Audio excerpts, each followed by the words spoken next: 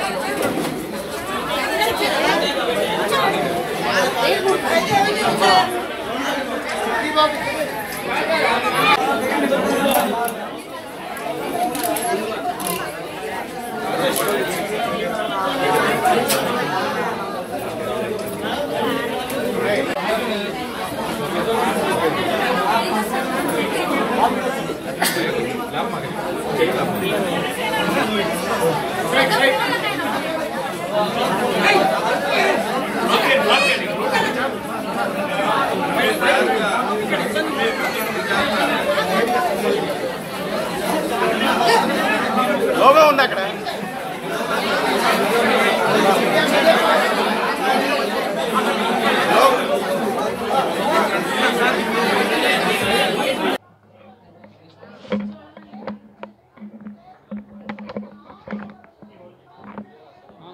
అలాగే ఉండి ఒకసారి ఫోటో తీసుకుంటా తేజ కూడా.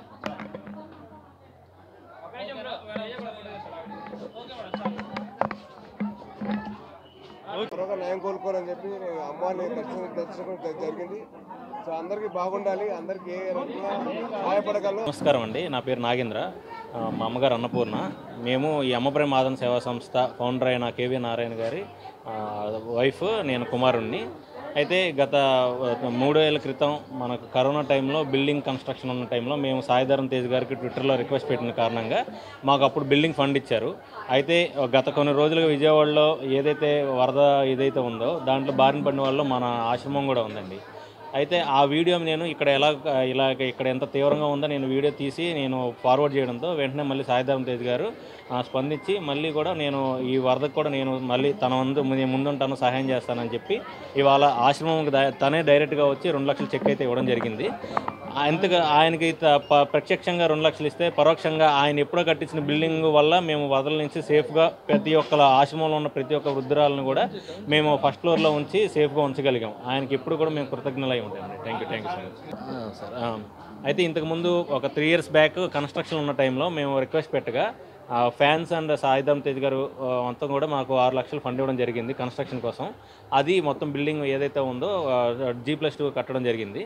అయితే మొన్న దానివల్ల అది కట్టడం ఎప్పుడైతే కంప్లీట్ అయ్యిందో ఇప్పుడు వరదలు మొదటి ఫ్లోర్ అందరికీ తెలిసిందే, ఫస్ట్ ఫ్లోర్ అంతా మొత్తం నీళ్ళలో ఉంది. అయితే ఆయన కట్టించిన బిల్డింగ్ వల్ల మేము అందరం కూడా ఈ ముసలి వాళ్ళందరినీ కూడా చాలా జాగ్రత్తగా సేఫ్గా ఫస్ట్ ఫ్లోర్లో ఉంచడం జరిగింది. ఎలాంటి ఇబ్బంది గవర్నమెంట్ సహకారంతో ఎలాంటి ఇబ్బంది లేకుండా ఆహారం అంతా కూడా ఇవ్వడం జరిగిందండి. ఆయన సహాయం ఎప్పుడు కూడా మేము రుణపడి ఉంటాం.